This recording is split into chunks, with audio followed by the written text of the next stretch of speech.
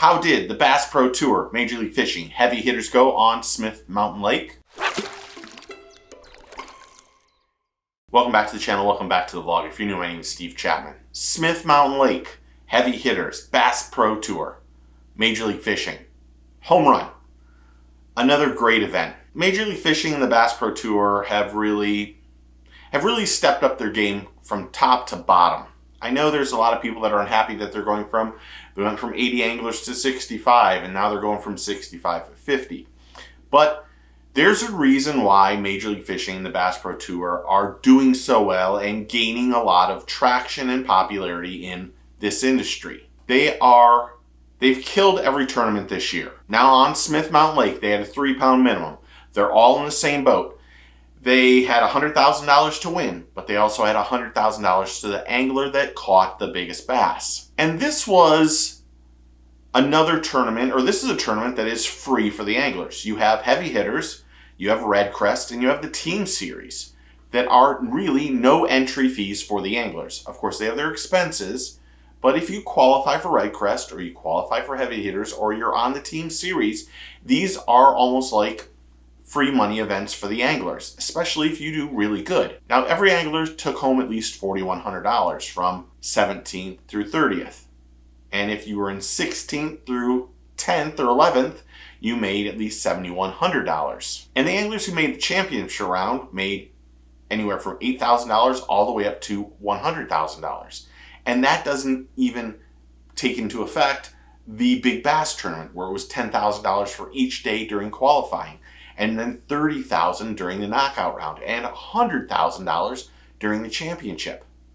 And it's those little things, those little tournaments, that really put the Bass Pro Tour in another level right now. Now, of course, the weight zero on championship round, and it really didn't matter.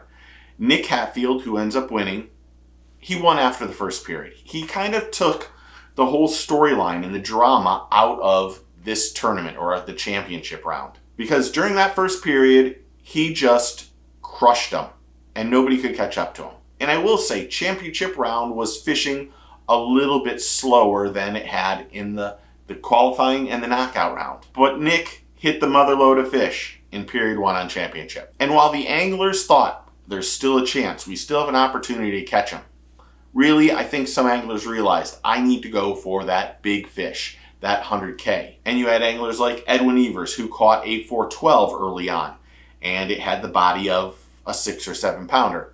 Then you had Zach Burge with a big 5-pounder that would have qualified or made him win that 100K, but it wasn't. Jeff Sprague did it, I think, again.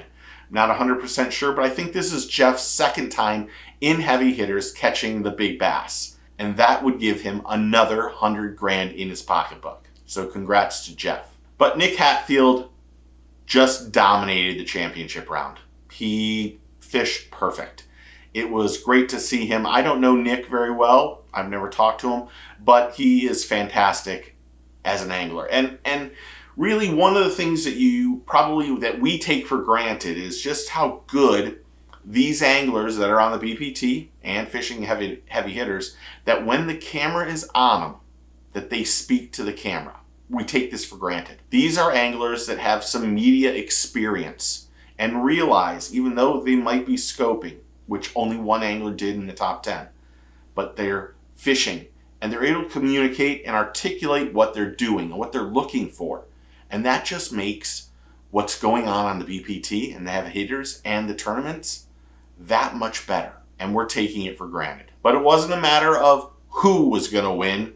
It was a matter of when, because Nick Hatfield took it down and did awesome. So congratulations to Nick, congratulations to Jeff, and congratulations to everybody in that top 10. And the top 10 anglers went Nick Hatfield, Justin Lucas, Dustin Cannell, Cole Floyd, Edwin Evers, Zach Burge, Matt Steffen, Drew Gill, Jeff Sprague, and Michael Neal.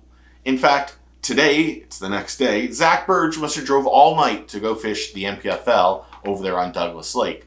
And that's even more crazy because he missed the first day. But this was another home run for Major League Fishing and the Bass Pro Tour. They're really dominating this season. This has been a great year for them. And reducing the field even more, while maybe not what everyone wants to hear, is only making the 50 anglers that are going to be on the BPT next year in 2026 that much better in the most elite field of some of the best anglers on the planet.